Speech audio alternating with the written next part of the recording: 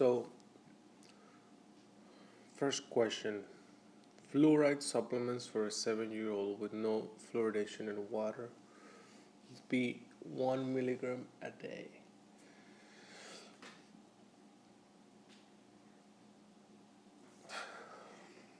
There is a table with the dietary fluoride supplement schedule, age of a child, and what they need.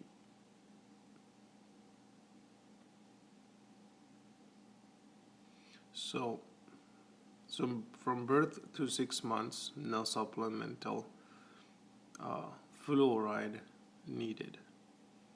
From 6 months to 3 years,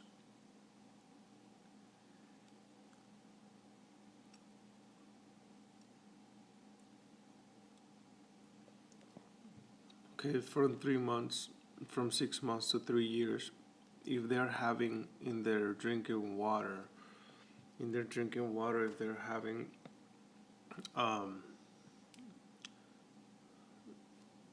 less than 0.3 parts per milliliter. So if at 6 to 3 months they're having less than 0.3 parts per milliliter, the supplementation should be 0.25 milligrams per day. If it's more than that, then no supplementation needed. From 3 to 6 years, if the supplementation is less than 0.3, then you should do 0.50 milligrams per day. If the supplementation is from 0.3 to 0.6 parts per milliliter, supplementation should be 0.25 milligrams per day. If it's from 6 to 16 years to 60 years, if you have supplementation of 0.3 parts per milliliter, the supplementation should be 1 milligram a day. And if the supplementation is 0.3 to 0.6 parts per milliliter, okay, supplementation should be 0.50 milligrams per day.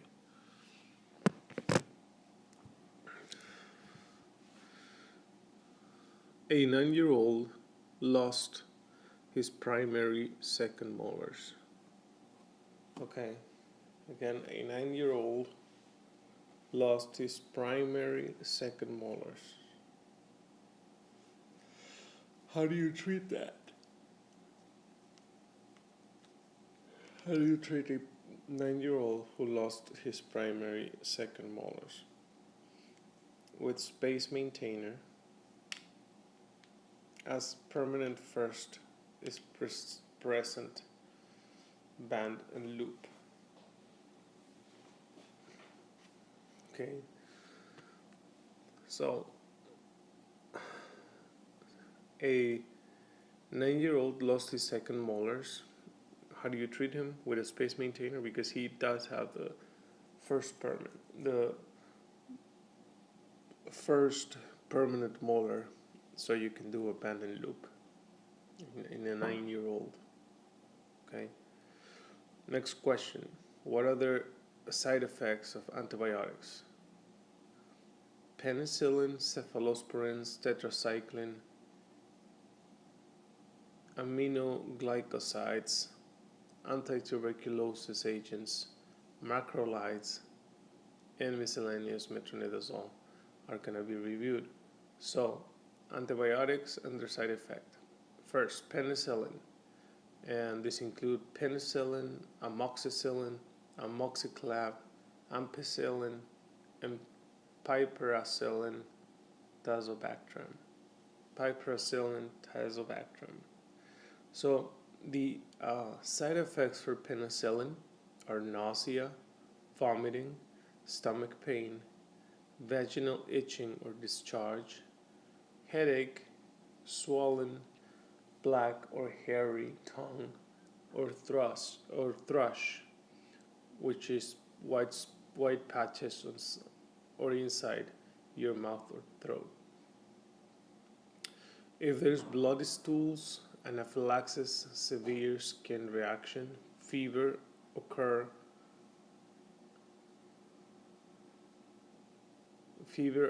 contact health provider immediately. Ampicillin may cause pseudomembranous colitis. Remember it. Ampicillin may cause pseudomembranous colitis. Next, cephalosporins.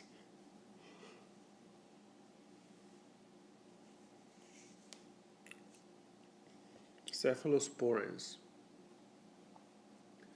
Cephalosporins like cephalexin, cefaclor, cefuroxime, ceftibutine, cefdinir, cefximin, ceftriaxone. So cephalosporins like cephalexin, cefaclor, etc. Stomach discomfort, nausea or vomiting, diarrhea, thrush, yeast infection or other fungal infection, blood abnormalities, rash or itching, cross hypersensitivity may occur in patients with documented penicillin allergy. So cephalosporins may cross hypersensitivity with penicillin allergy.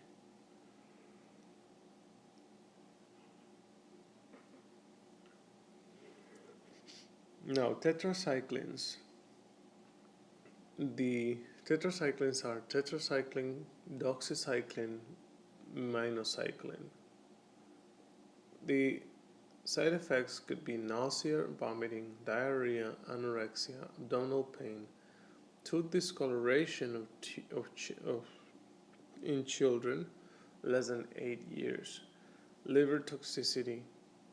Avoid prolonged sunlight exposure, use sunscreen, wear protective clothing. Okay. Now, aspirin. Aspirin hypersensitivity or side effects could include rash, gastrointestinal ulcerations, abdominal pain, upset stomach, heartburn, drowsiness, headache, cramping, nausea, gastritis, and bleeding. Renal problems as well. Aspirin. Next, aminoglycosides, gentamicin, tobramycin, amikacin, aminoglycosides. Renal toxicity, ototoxicity, dizziness, vomiting, nausea, nystagmus. Longer or multiple treatment periods may lead to greater risk of ototoxicity, renal toxicity. Next, antituberculosis agents: rifampin, rifabutin, isoniazid, pyrazamide, ethambutol, dapsone. These are antituberculosis like rifampin, rifabutin, isoniazid. So diarrhea, nausea and vomiting, anorexia, hemolytic anemia, liver disease, liver toxicity, headache, peripheral neuropathy, dizziness, reddish orange body fluids. That reddish orange body fluids are rifampin and rifabutin only. Side effects vary among agents. Check individually. Vitamin B6, pyridoxine may be taken to help prevent peripheral neuropathy with isoniazid. Macrolides like erythromycin, azithromycin, and clarithromycin, abdominal pain, diarrhea, anorexia, nausea, vomiting, taste alterations, clarithromycin. High rate of gastrointestinal side effects. Do not crush, chew, break, open enteric coated or delay release pill. Miscellaneous metronidazole. Nausea, vomiting, dizziness, headache, vaginal candidiasis, metallic taste, metronidazole. Metallic taste. Avoid alcohol use during treatment. and for up to 3 days after. Combined use may lead cramps, nausea, vomiting, flushing, headache, may discolor urine red brown.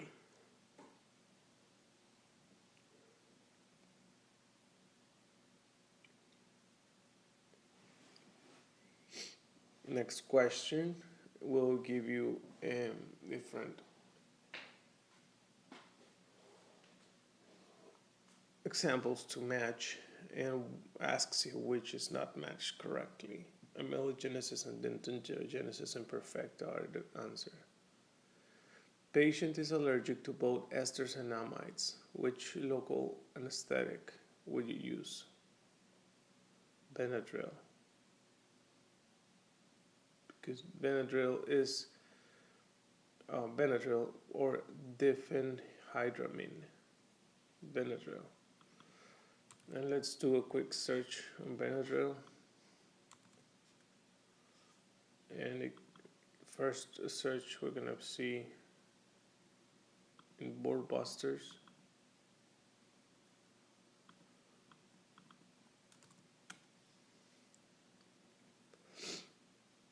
Benadryl is a first generation blocker.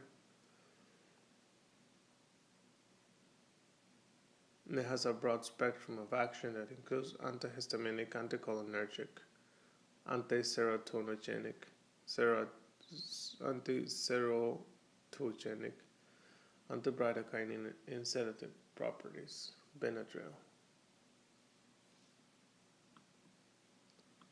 So Benadryl can be used in many forms. Again, it's a first generation classic blocker. And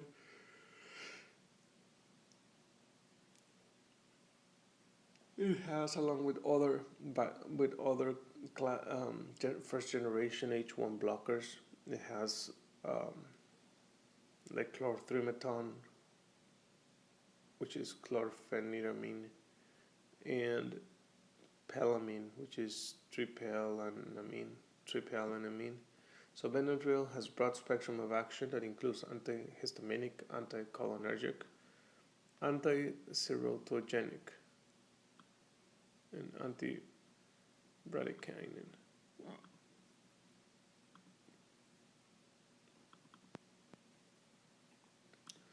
Another case of Benadryl.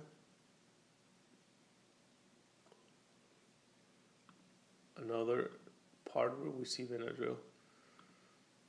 It's in the golden file.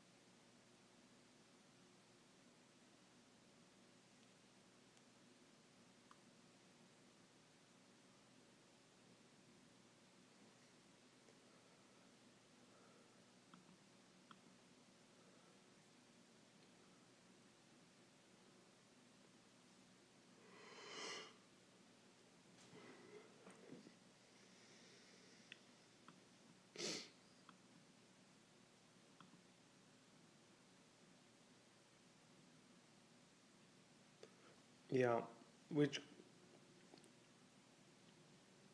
what do you do? What do you give to someone who is allergic to esters and amides?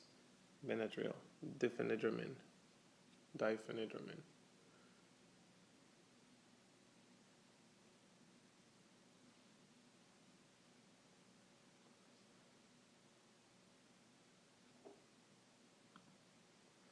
Side effects of Benadryl: anticholinergic effects, dry mouth and throat, increased heart rate, pupil dilation,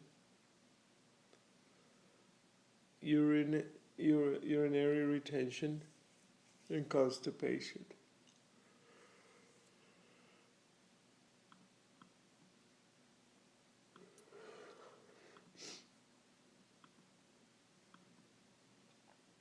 Okay, so next.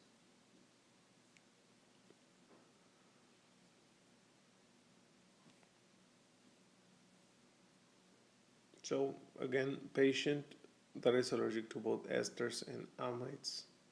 Which local anesthetic would you use? Diphenhydramine, Benadryl. How much epinephrine is in 1.8 milliliters cartridges of 2% local anesthetic with a 1 on 100,000? The answer is 0.018. How much epinephrine in